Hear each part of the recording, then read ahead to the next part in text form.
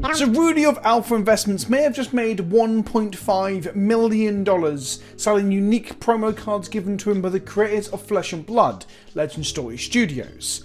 There is a bit more to this that I'm going to go into in this video, and I'm aware that the title and the thumbnail might be considered a little bit drama baity or exaggerated, but look, this is YouTube. I want you to fucking click. You clicked, didn't you? It worked. And there's an irony in me saying that as well, because some of the ethical considerations around the way that Rudy works with this kind of stuff, well, what he does works. That doesn't make it ethical. So before we get into the nitty-gritty, the details of what's gone down and how I feel about it, I want to clarify a few points. Firstly, Rudy may have already been a millionaire. It may not have been in Flesh and Blood that made him a millionaire. Again, this is YouTube. Thumbnails have a finite amount of space. I couldn't put it all in there without it being confusing. And also, I don't really actually fucking care how much money Rudy's got. And I've already had people tell me he's a millionaire because he said he was. And again, I don't really care if he says he is. Then I guess I should clarify where I stand on Alpha Investments and Rudy. If you don't know who Rudy is, this is him here. He is the front face, the man behind Alpha Investments, a YouTube channel that is basically him cataloging and discussing how he's investing in trading cards, primarily Magic the Gathering. I personally have no real issue with Rudy as such, more so that although I occasionally check in on what he's talking about through checking out a video, I don't really understand or get what's going on with him. He is easily one of the most polarizing people in the game. People who don't like investors hate him, and then investors seem to love him, maybe a bit too much. There seems to be a thing of either you hate Rudy or you like want to suck his asshole, and there's just no in between. And I don't like being a fence sitter. I probably lean more towards the fact that he does feel quite shady and a little bit scummy, but he also plays that up. He is a caricature of himself. The channel is successful because he is playing a character. So I don't really have any anger or upset or frustration towards him, but I get that some do. But I also think the idolization that others make of him because he's making bank, and that's what the American dream's all about, right? I also find that a bit cringe as well. So let's talk about exactly what's happened. Rudy has been given these things. They are a promo pack, essentially. If you think it looks like a Magic the Gathering secret lair, you're not the only one. That is a Magic... Ow. That is... That is a Magic the Gathering secret lair if ever I fucking saw one in terms of packaging. That's not me saying they've stolen a style. I mean, gold text in your own font on a black box is hardly fucking unique. He's been given this promo card, which at the time of him recording his video to explain all this, he hadn't shown, which is all part of the rather clever marketing scheme that he's got going. And bear in mind, he wants us to be angry as well. He says in the video that this is basically a scam, and he wants people to think of it as a scam because it drives the hype and drives the eyes on his content. This is doing that in many ways because people will be interested, maybe even go watch the video. And honestly, it's marketing. I don't give a fuck. So he's been given this promo card, but not just 1 or 2 or 10. He's been given supposedly 1,500 of these, 1,500 copies of this promo card. This promo card is coming in these little not quite a secret lair box along with 4 other art cards. 3 of which represent gems or like legendary cards that have been in the sets before, art card versions of those, and the 4th one is either the actual art or a preview of part of the art of the coming gem from the next set. These are, to clarify, they are art cards. They are art on the front and with a little bit of text on a white background on the back. They don't have a Flesh and Blood back. They aren't legal in any game format. They don't have any rules text on them. They are art cards or artist proofs, if you're familiar with these things on screen now, which is a thing that we get in Magic the Gathering that artists get from wizards that they can sell to their fans and viewers and supporters. The promo card itself, which I will now put on screen, this thing here, this is it's not tournament legal in any capacity. So you cannot play this card in a tournament. It will not win you a tournament. There is an argument that it's going to be legal in the multiplayer kind of commander version, pit fighter of Flesh and Blood, which probably will become the most popular format given 5 to 10 years of growth. But again, that's hardly relevant because if you read the fucking thing, it cares about PSA graded cards. It cares about whether the card that you reveal off the top with his activated ability is a Gem Mint 10. Look, you might be watching this as a Magic player wanting to know what the fuck's going on, and you know nothing about Flesh and Blood, but you know what PSA graded is, right? It's these things. They're in plastic containers. They are graded in some ways damaging to the games because when you grade old cards that are rare, you're taking some of them out of circulation. Weirdly, in Flesh and Blood, you can actually have a load of cards like out in your, not your armory, out on the field, your weapons, your sidearm, your shield, your braces, your your boots that are graded because they don't ever shuffle into your deck, or not at current time anyway. So you have them graded up and in play. So weirdly, it's slightly more playable, but let's be honest, no one is going to have a fucking PSA graded deck, except for the Rudys and the billionaires of this world. There is a small chance that this card is allowed to be legal in the future if they reprint it with different art or some shit, right? We're talking like 5-10 years. If this is the Mana Crypt of Flesh and Blood, a card that was originally given away as a book promo with a book, and then became legal in things like Vintage, and then had to get reprinted, and it's still very expensive. But if that was the case, let's say hypothetically that is the case, this could become legal, as I've seen only one person argue this, well, it'll have a next to no effect. Unless one of the world's greatest players is lent a deck that costs tens of thousands of dollars because they're all PSA graded, it's never going to have an effect on the game of Flesh and Blood at a competitive level. So let's just no. So this card is comparable in many ways to the Heroes of the Magic, Heroes of the Realm perhaps cards that are given to employees at Wizards of the Coast. These things on screen now, these are non-playable, non-magic card backed, like unique legendaries that often break the fourth wall and reference things that don't make any sense. They make new players' eyes bulge because they're so ridiculous, and basically it allows WotC staff to have unique commanders that they get through accolades at work. If they've done a good job for the year, they get one of these things. The difference is that the ones that the Wizard staff get, they get one of, I believe. One of. We don't know the true ins and outs of it. I don't think it's public knowledge, but I believe they get one. And in essence, that is kind of like a retirement paycheck. I believe there's probably a clause in their contract they can't sell them while they're at the company. And these things are one-offs, and they're cool for Commander, right?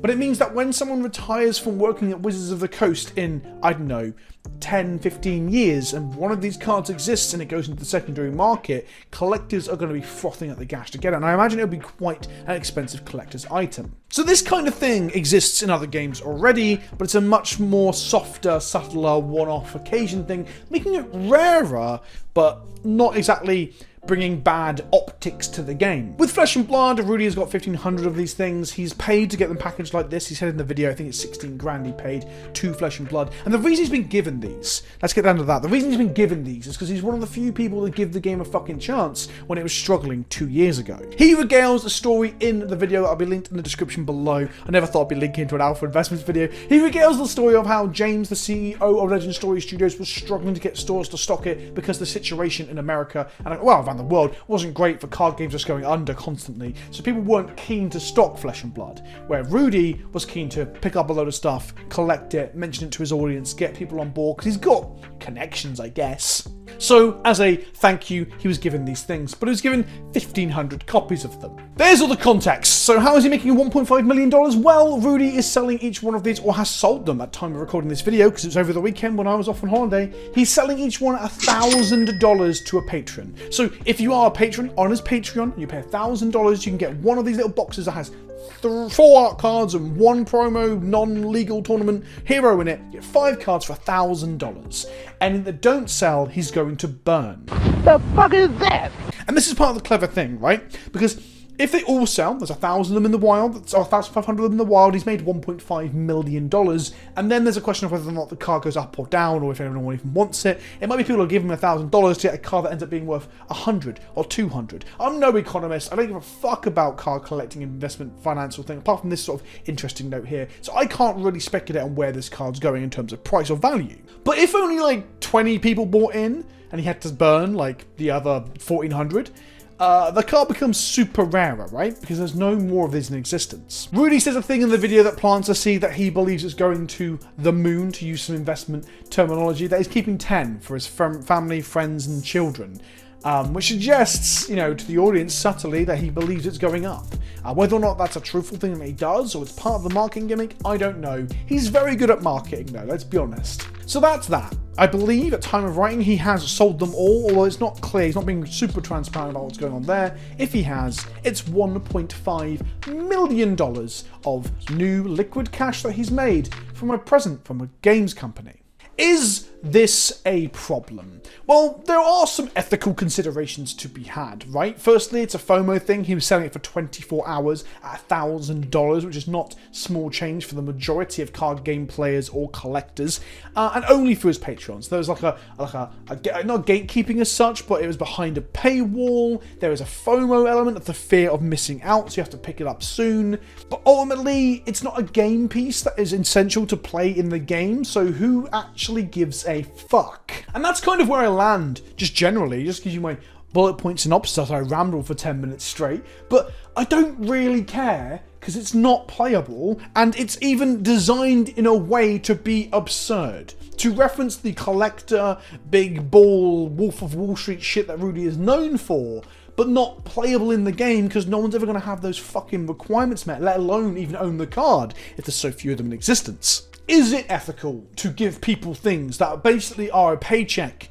that isn't, well, it's taxed because it's a sale, I guess, but it's not on the payroll, right? Wizards employees aren't, well, they are on the payroll, but they're not having this as part of their salary in terms of getting promo cards that'll be worth probably quite a bit of money in the future. Artists too. Artists who work on Magic product get a load of free artist proofs with the white backing and stuff. Is that ethical? Rudy getting these when it's going to be a $1.5 million payout, is that ethical? Hell, fuck it. I like the game, so James from Legend Story Studios gave me a call, sent me 4 boxes of first edition Tales of Aria. It's not like first edition old stuff where it's worth hundreds or thousands if I open the right things, but it's still a thing he sent to me. You've got to consider all this stuff. The freebies that people get will inform and change how they talk about things. Of course they will. But ultimately, in this circumstance here, where $1.5 million is being made, it poses a much bigger question mark than getting $400 booster boxes, right? But again, he's making a shit ton of money, but the card isn't stopping anyone else from playing the game. Ultimately, it's a cosmetic, a cool collectible, a piece of art.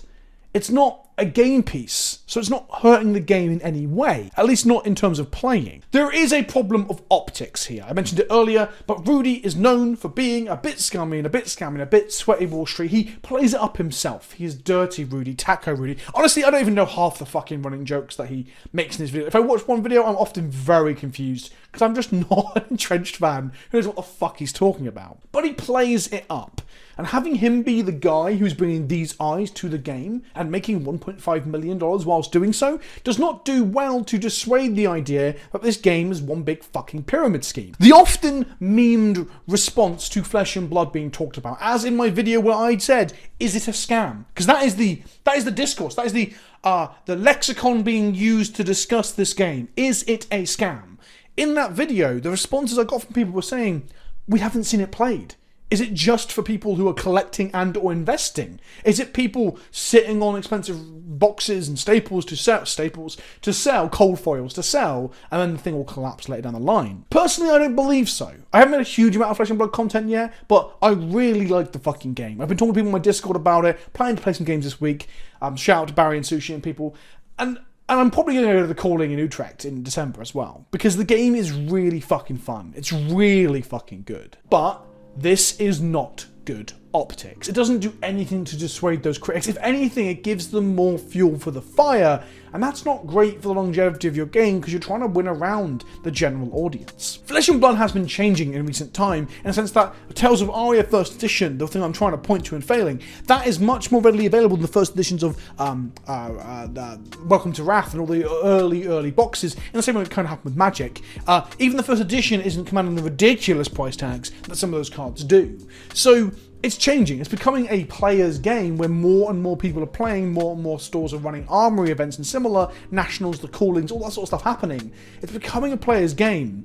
But this is going to tell those people who haven't quite made the jump or may have been interested, it's going to put a brick wall in front of them where they just think the whole thing's a fucking scam. So to summarize, it's an interesting event in the history of collectible card games.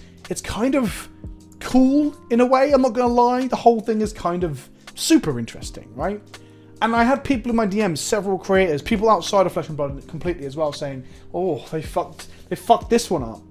And I'm like, have they though? Like, remember, when you're discussing this, if you're a Flesh and Blood fan or just want to be genuinely objective about this thing, when people mention this exact thing, the Rudy Gem Keeper card that Rudy sold for $1,000 per pop, tell them, it's not playable in any format. And even then, if it was, the actual mechanical usage of the card when you read it, it asks you to have fucking PSA graded cards in your deck and shit. It's not really a problem beyond the, like I said, the optics of it all. In many ways, it would have been better if they had started out doing this with people that aren't kind of hated by some members of the community. They did do something like this before. This is going bananas. This is the first promo like this. This card is insane. You open a booster after naming a card, look for it, and if you can't, you keep going. So the idea is you can crack crate after crate after crate to find a card to put into your hand. It's similar to the Magic the Gathering card booster shooter, but it just keeps going. In some ways, it's more, it being so exuberant and so almost rich in blood is funny, because that's kind of like how Flesh and Blood is perceived. But this card, Going Bananas,